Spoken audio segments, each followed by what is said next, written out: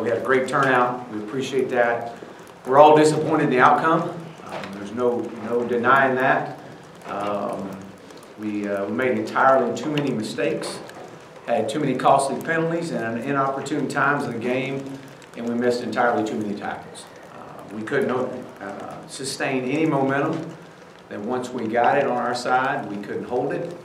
I thought offensively we were very poor on first down efficiency in the first half especially. I didn't think we matched their physicality, both inside and out on the edge, on the perimeter blocking. We had 3 costly penalties, and we had some opportunities and we couldn't capitalize on them. We all got to get better. We got to help grow these players up quick. We got a lot of inexperience at times, and it shows. But it's on all of us to put them in a position to play fast, and it starts with me. Defensively, thought our defense kept us in the game, especially in the first 3 quarters. We scored on defense, created some momentum, gave us a chance, but they were on the field entirely too long. Our defense was. We had too many missed tackles, more than I can remember of the past. We had a couple critical third down penalties that kept drives alive, and we just couldn't overcome it. And I thought special teams, we didn't do anything special to impact the game. I do think that there was a bright spot there with 2 nice punt returns with Traylon Burks. That was promising. We had a chance to come away with points right before half, and couldn't capitalize on that. But we all got to respond, and that's what this is about. That's what it was about yesterday when these guys come in here. It was about after the game. It starts with me, and it truly is about a response. We've got a very much improved Colorado State team from a year ago coming in this Saturday. We know we're going to get their best shot. But with five offensive and 6 defensive returners back, they got a lot of experience coming back. But as I say each and every week, it's more about us. It's more about how we play than who we play, and correcting the mistakes from last Saturday and responding the right way. And that's what we're going to do. So with that, I'll open up. All right, Jay. Chad, you got Nick Starkle listed as QB1 on the depth chart. Can you talk about that decision? Yeah. It felt like that coming out of half, it wasn't so much what Ben did or didn't do. It's what Nick did. And we were looking for a spark, something to get our offense moving, create some momentum, create some yards, give an opportunity for some big plays. And that was our decision going into it, and Nick will be in trouble. Chad, you can go back to last year. Your team struggled to score touchdowns in the first half in a lot of games. Is that something you've talked about with your staff, your team, and have you put your finger on what's going on in that regard? Yeah, we have. We've talked about it, and it's something that we've got to continue to develop our offense. We got to become, create our identity. We got to be able to run the football. I mean, that's number one. It always starts with running the football and create explosive plays. Chad, basically at defensive end you have Gabe and a bunch of freshmen. How's Gabe doing leading such a young group? How do you think he played? How did Tyler, maybe some of those other guys play? And you have an update on Bell, and if he can't come back, just kind of what do you see for that position being so inexperienced? Yeah, I don't see Jamario back this week. We'll wait and see. I think it's probably going to be another week. I thought Gabe did some really good things.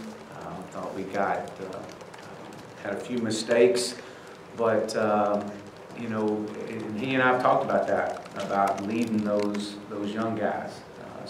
Zach Williams, Colin Clay, Matalo Soli, and just helping show those guys. And a lot of those young guys that are out there the first time.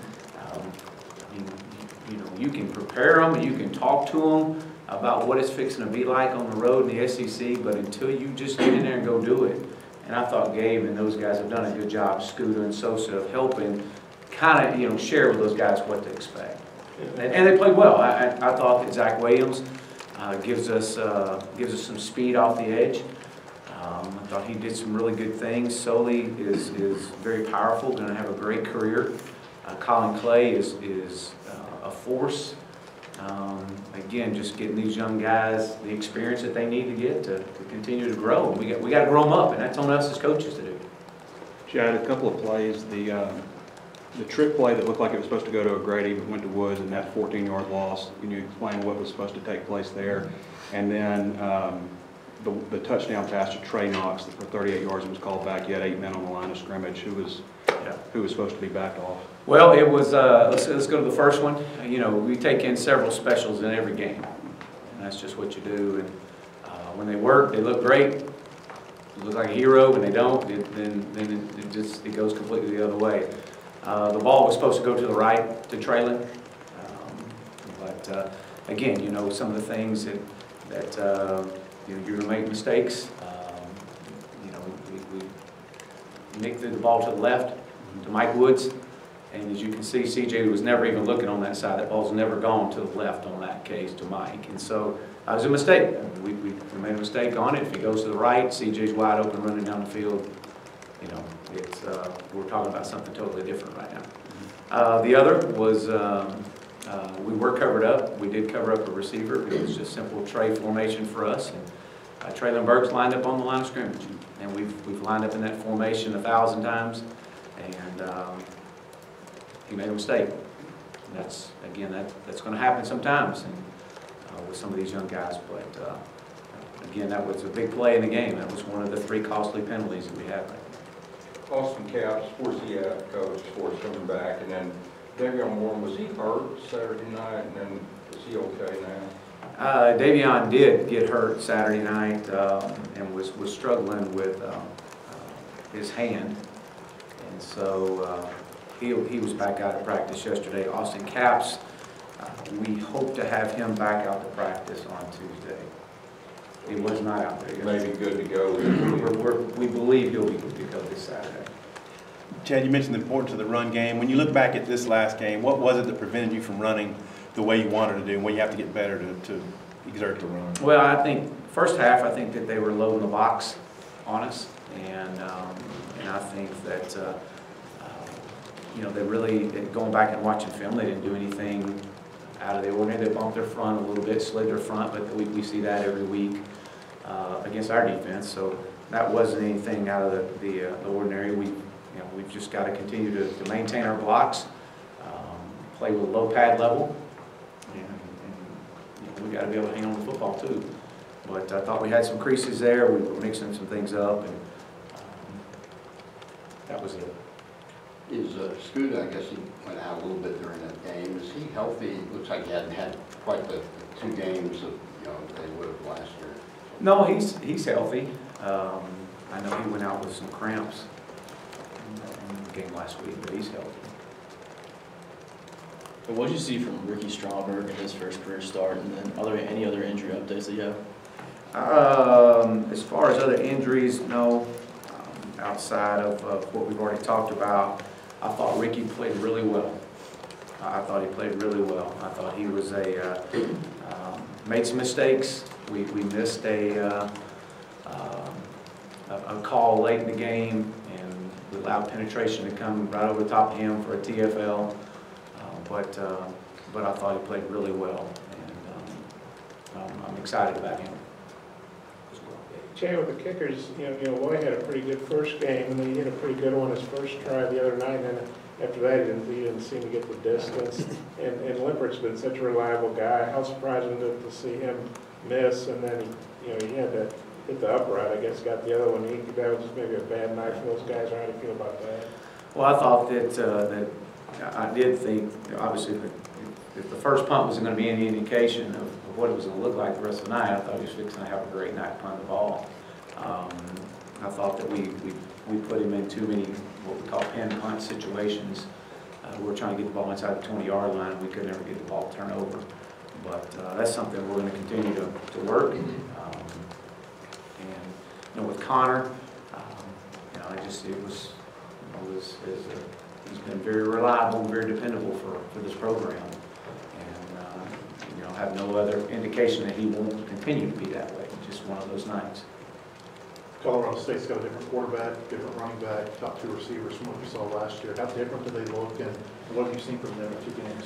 Yeah, no, you know, obviously much improved from a year ago. You know, the Colin Hill, the Cameron Butler, these guys are definitely playing extremely well. Scored a lot of points last week. Was in a shootout the first week against Colorado. You know, I think they're very physical up front, both offensive lines and defensive lines. I think that's one of the strengths of their teams, without a doubt. And, you know, we're gonna have to come in and match their physicality. Again, as I said before, it's about us, and that's our focus on how we're going to respond this week. Chad, I think Colorado State had lost 6 straight games going back to last year, and then the Colorado opener. But then they beat Western Illinois pretty good. How much do you think that helps, you know, them, that they had a good win and good momentum, maybe confidence that they're bringing here after a game like that?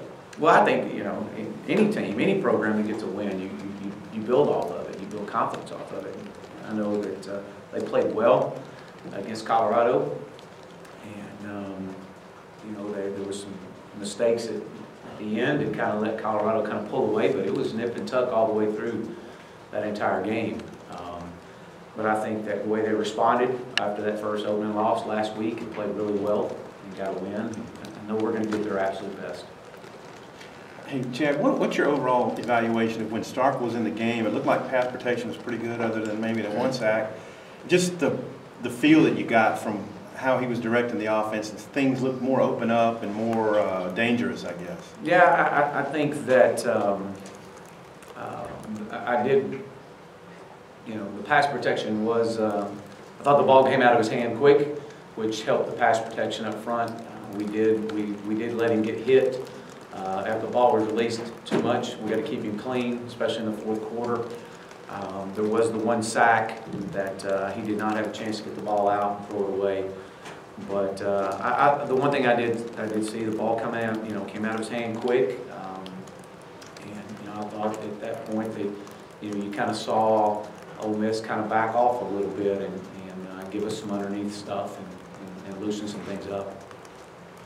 Chad, you over there too, dude, Colorado State, they got a bunch of guys from, you know, obviously Mike Bobo, coach at Georgia. They got a bunch of guys from Georgia, Florida, South Carolina. Kind of, it seems like an atypical Western team from a roster standpoint. What do you think about that? Are you familiar with some of their guys? And I would think that would help them deal with the heat on Saturday.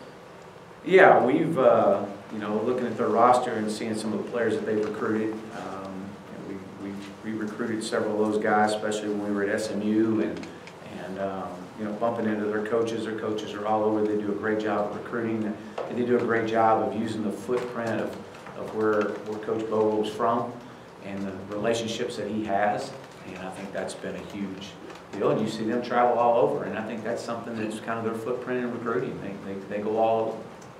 This is the second straight week your secondary's played nearly every snap. They look pretty tired near the end of the game. Is that an area you'd like to see a little bit more rotation to keep those guys fresh late in the game? It is, and that's something that from us as a staff, that we got to continue to bring these other guys along and get them reps and get them the confidence that they need in practice. Again, when you put defense out there on the field, as long as they have, it's you know, you're going to see some things at the end of a game that you know, we've got to do a better job of substituting.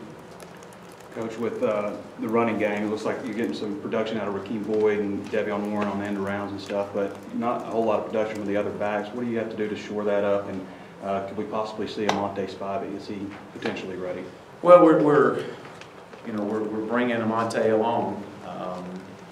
You know, it's he's going to be a great talent for us, but we just got to make sure that he's ready to get on the field, feels comfortable with what we're asking him to do. I think with the other two, with Chase and with Devois, I think that, you know, there's times there that the crease is there. We got to find it, and we got to. Devois ran the ball well at times. Thought he caught the ball well out of the backfield.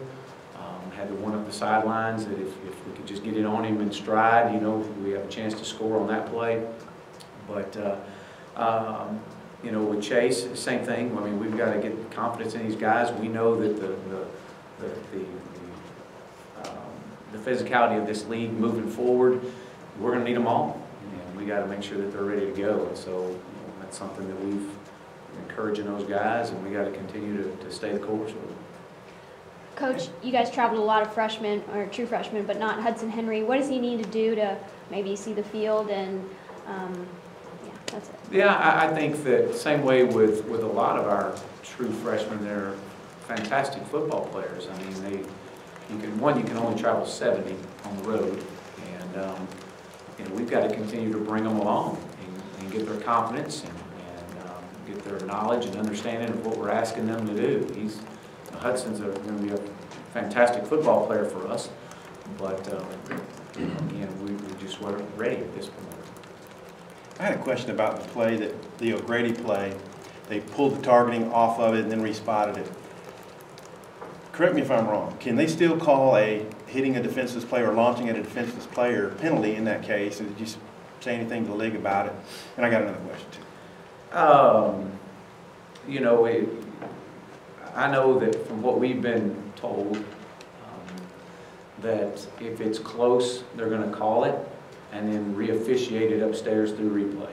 And that's what they did, and they didn't see any indication that it was a targeting call, and that was, you know, that's all you ask as a coach. It's just if it's able to go back up and get re-officiated and make sure the right call is made.